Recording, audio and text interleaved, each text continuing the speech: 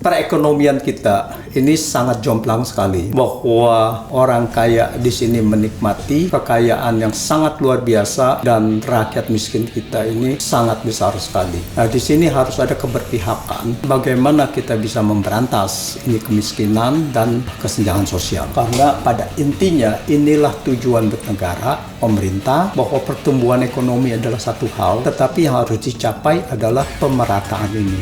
Jadi ini harus ditingkatkan benar, dan untuk siapapun di dalam government nanti, ini menurut saya yang harus menjadi fokus, karena ada 7 juta rakyat Indonesia yang miskinnya setara dengan atau lebih rendah dari Ethiopia. Jadi saya rasa ini yang harus benar-benar diberdayakan, ditingkatkan kesejahteraannya. Oke.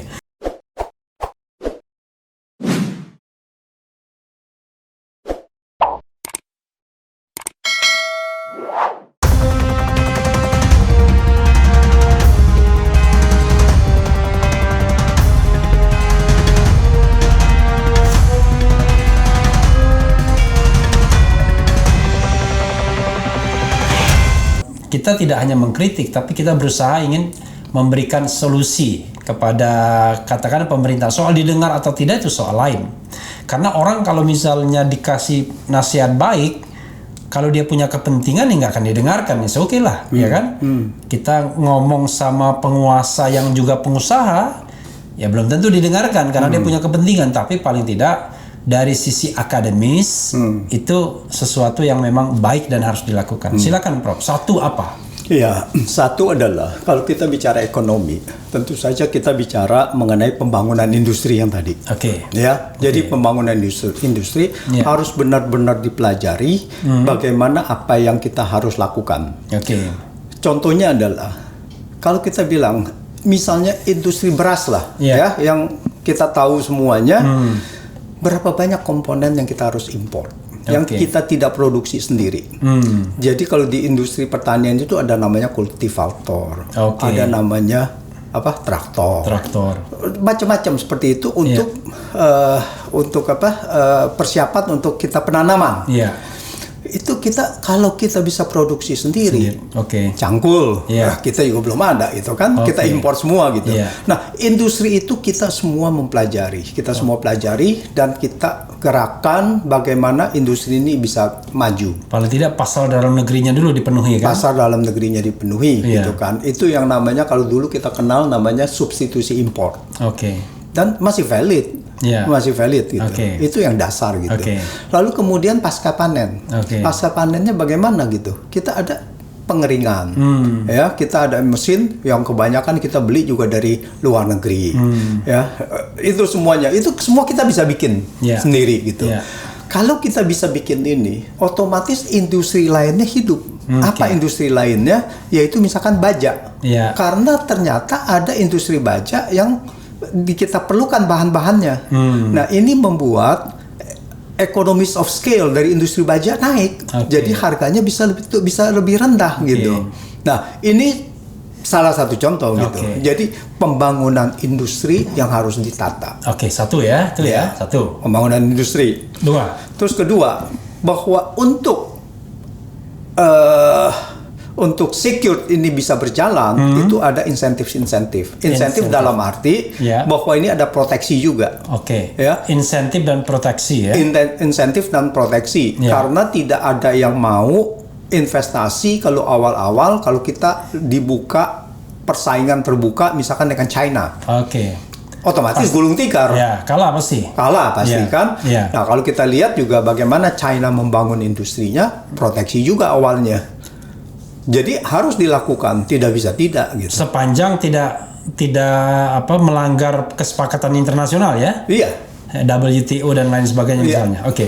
Ya, itu kita harus ini kan banyaklah semua yang kalau kita lihat industri-industri pertanian di Eropa, di Amerika itu kan banyak subsidi yang terselubung juga. Nah, itu mereka bisa semua lakukan gitu. Jadi memang bahwa mau tidak mau ya harus dilakukan buat mereka untuk melindungi industri mereka. Nah, kita juga harus melakukan itu. Tentu saja dengan sedikit manuver-manuver agar itu tidak melanggar WTO. Setuju itu. Nah, itu jadi yang harus dilakukan untuk menghidupkan itu. Jadi kebijakan fiskal yang harus kita lakukan untuk proteksi, untuk melindungi infant industry namanya. Ya, itu. Jadi proteksi dan apa tadi? Insentif buat infant industry. Iya. Ya. 3. Ketiga adalah tentu kebijakan moneter. Jadi kalau kita lihat, kita ada kebijakan industri, lalu dikelilingi oleh kebijakan fiskal, kebijakan moneter, dan kebijakan publik. Sebetulnya ini yang menggovern kita punya industri ini. Kebijakan moneter. Nah, sekarang kebijakan moneter kita berapa suku bunganya? Kalau kita sekarang semua suku bunga itu 12%, padahal misalkan di China hanya 3%, bagaimana kita bisa bersaing? Bisa membangun industri ya. Nah, tapi ini kan semuanya ada timbal balik. Kenapa kita 12%? Karena katanya inflasi yang tinggi. Tapi inflasi kita cuma 3%, 4%, tetap saja bahwa kita punya suku bunga masih 12%, 10%, 12% gitu. Nah, jadi di sini adalah akhirnya jangan orang sampai cuma pengen nabung doang tapi nggak mau berusaha ya. Nggak bisa berusaha, bukan nggak mau lagi. Ada yang mencoba berusaha ya sekarang untuk bekerja kepada kartel-kartel keuangan. Ya, mereka menikmati gitu kan. Bahkan di tahun 2020 yang lain susah, mereka itu malah profitnya meningkat gitu. Nah, ini jadi kebijakan moneter yang bisa membuat kita punya ini adalah kompetitif, ya pendanaannya. Bukan hanya pendanaannya, suku bunganya, tetapi aliran dananya juga harus masuk. Jangan sampai hanya mereka yang perusahaannya besar yang ditawari gitu kan. Perusahaan menengah susah mendapatkan ininya kredit dan sebagainya. Jadi ini harus ada keberpihakan juga untuk demokrasi ekonominya kan? Jadi jangan sampai kemudian ya yang gede-gede aja, besar yang mendapatkan fasilitas, yang kecil-kecil itu tidak gitu ya. Yang menengah gitu itu dibiarkan gitu. Industrinya industri monopoli juga. Masalahnya adalah mereka tidak ada modal dan tidak bisa berkembang. Sehingga mereka itu jadi stagnan gitu. Bagaimana kalau kita tidak ada akses? Ya kalau kita bilang bahwa kita cuma ada 10 juta, ya kita puterin 10 juta mau sampai berapa besar kita berkembang. Padahal market ada misalnya, ada ini semuanya. Tapi itulah itu. Jadi kebijakan moneter yang berpihak. Moneter 3 ya? Yang keempat? Yang keempat adalah tentu saja beberapa kebijakan publik. Kebijakan publik itu yaitu mengenai bagaimana melakukan, ini yang terpenting, redistribusi pendapatan. Jadi kenapa kita kesenjangan sosial kita atau kemiskinan kita sangat besar? Karena redistribusi pendapatan kita itu tidak berjalan. Apa yang saya maksud dengan redistribusi pendapatan? Ada orang yang kaya yang banget, pendapatannya besar, harusnya dikenakan pajak lebih tinggi dalam persentase. Kemudian uangnya digunakan untuk transfer payment. Namanya transfer payment itu untuk sekolah-sekolah supaya orang-orang yang kekurangan itu bisa gratis. Dan macam-macamnya. Jadi kesehatan dan sebagainya gitu. Nah, ini yang kalau kita lihat, pajak progresif ya. Pajak progresif dan lebih progresif untuk membiayai rakyat-rakyat yang berkekurangan. Misalnya kalau kita lihat di Skandinavia, kenapa Skandinavia bisa merata? Kalau kita bilang sebelum pajak dan transfer payment, kalau kita ukur kesenjangan sosial, kesenjangan pendapatan dengan Gini coefficient, itu mungkin mereka 0,5. Tapi setelah pajak diambil, dilakukan transfer of payment, kesenjangannya berimbang, lebih berimbang, sehingga pada saat itu adalah dia punya Gini coefficient hanya 0,35 misalnya. Nah ini yang sangat penting, di mana Indonesia ini tidak berjalan. Bahkan pajak untuk orang kaya saat ini diampuni. Dan tidak hanya diampuni, yang harusnya kita ngambil lebih banyak dari dia, malah kita ampuni gitu ya. Satu, diampuni, dan kedua adalah pajak orang kaya itu secara persentase itu rendah. Apa yang dimaksud dengan pajak orang kaya? Yaitu dividen. Orang-orang kaya kan yang punya perusahaan. Yang punya perusahaan kapitalis. Iya. Tapi kalau dia mendapatkan dividen, dia cuma bayar 10%. Oke. Nah, kita pekerja, kita bayar sampai dengan 500 juta, di atas 500 juta, sudah bayar 30%. Dia berapa triliun? Ada yang triliun, ada yang ratusan miliar, ada itu dividen ya. Nah, mereka bayar cuma 10%. Oh, dividen itu cuma 10%? Dividen sekarang 10% final sejak tahun 2008. Padahal undang-undang PPH yang padahal itulah pendapatan mereka terbesar. Itulah pendapatan yang terbesar. Karena itu kan saham kan. Iya. Kalau gaji ya kurang lebih sama kan. Sebesar-besarnya gaji bulanan ya paling begitu-begitu aja. Tapi dividen dari perusahaan. Iya.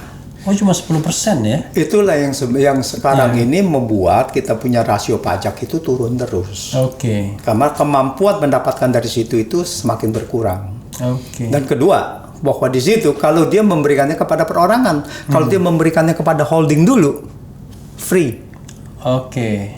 Jadi kalau sekarang kan perusahaan itu berlapis. Kalau kita lihat PT GSI, pemegang sahamnya siapa itu? Berlapis. PT kan? Baru orang. Kalau dia keluar ke PT, dividennya 0%. Oke. Negara nggak dapat apa-apa. Oke, jadi kalau dia makanya anak perusahaan konsolidasi ke induknya lagi berlipat-lipat, makanya laporan harta kekayaannya nggak banyak. Iya, nggak kelihatan. Nggak kelihatan dia punya yang secara pribadi. Iya. Karena pas ujungnya tuh nggak dihitung sama dia. Dia cuma berhenti aja di mungkin di lipatan keberapa gitu ya. Oke, itu yang keempat ya. Ya, saya rasa intinya adalah itu. 4 ya. Iya. Apa yang keempat terakhir tadi? 4 ini? Yang keempat ini adalah policy, ya? Mengenai public policy. Public policy sebenarnya dikaitkan dengan fiscal policy juga. Dengan fiscal policy. Ya kalau kita mau lihat macam-macam sih ya banyak lah mengenai industrinya apa saja gitu ya. Mengenai ekstraktif itu harus misalkan royalti sekarang di royalti batubara dibebaskan. Nah, harusnya bagaimana gitu. Ada yang kelima, mungkin Prof Antoni lupa. KKN, pemberantasan korupsinya. Oh iya. Itu sama pentingnya. Semua kegiatan ekonomi kalau dikorupsi semua nggak jalan. Nah, itu dia. Kan? Yang TAP MPR tadi. Iya, gitu. Jadi ada 5 ya. Jadi kita ulangi tadi industri. Itu public policy itu yang tadi itu. Yang KKN tuh. Termasuk public policy. Termasuk public policy jadi untuk pemberantasan korupsi. Industri, kemudian tadi proteksi dan insentif.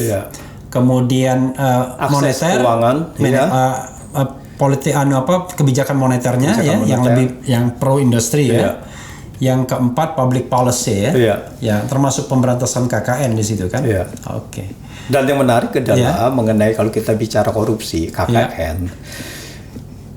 Yang menarik adalah tahun 2020 ini corruption index kita turun dari 40 ke 37. Iya, dan itu prestasi yang luar biasa. Waduh. Karena naiknya satu-satu, turunnya 3. Turunnya langsung 3. Dan kalau kita lihat dari 2015 36 dan sekarang 37. Iya. Nah, itu kurang lebih hampir sama aja ya.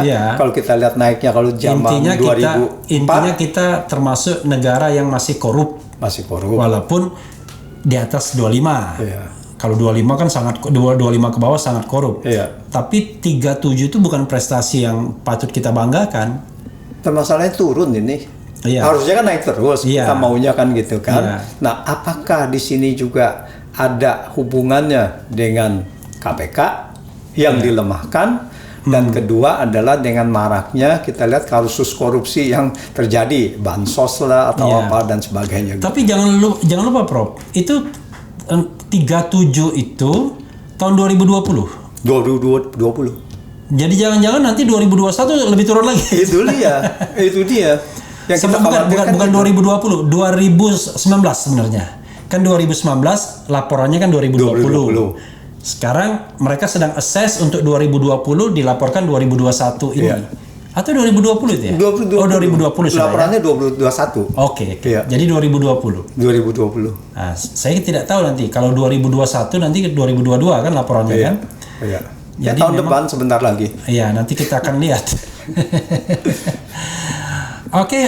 Closing statement mungkin Prof Antoni ke sana? Iya, saya rasa adalah bahwa ini perekonomian kita ini sangat jomplang sekali, bahwa orang kaya di sini menikmati kekayaan yang sangat luar biasa dan rakyat miskin kita ini sangat besar sekali. Nah, di sini harus ada keberpihakan bagaimana kita bisa memberantas ini kemiskinan dan kesenjangan sosial.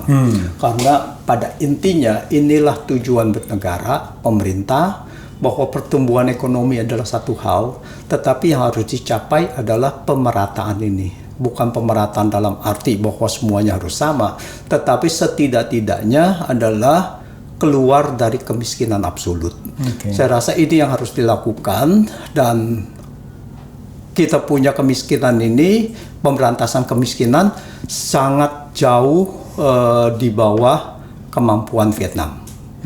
Jadi ini harus ditingkatkan benar, dan untuk siapapun di dalam government nanti, ini menurut saya yang harus menjadi fokus, karena ada 7 juta rakyat Indonesia yang miskinnya setara dengan atau lebih rendah dari Ethiopia. Nah, 7 juta? Ada 7 juta yang di bawah $1.000 itu. Jadi saya rasa ini yang harus benar-benar diberdayakan, ditingkatkan kesejahteraannya.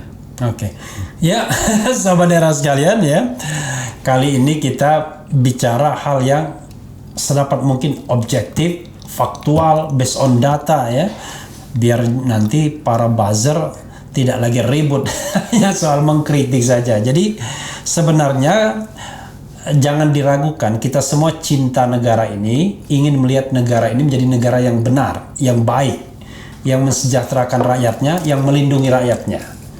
Jadi mudah-mudahan dialog ini bermanfaat ya, dan yakinlah sesungguhnya salah satu problem negara ini sering sekali orang-orang yang tidak benar itu berkuasa, dan orang-orang yang benar disingkirkan atau tidak mau berkuasa. Karena itu kekuasaan harus memastikan bahwa dia merekrut orang-orang yang benar. Itu saja sahabat daerah sekalian, yang penting tetap di channel ini. Cia. Makasih Prof. Anthony. Terima kasih.